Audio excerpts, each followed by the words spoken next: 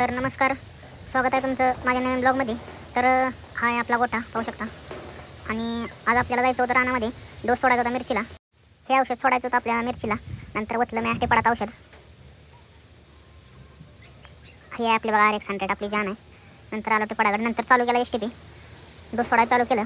परत आलो मित्राच्या प्लॉटवरती. हा काय आपला प्लॉट नाही, हा मित्राचा प्लॉट आहे मिरचीचा. तुम्ही पाहू शकता, एकदम छान असा प्लॉट आलेला आहे.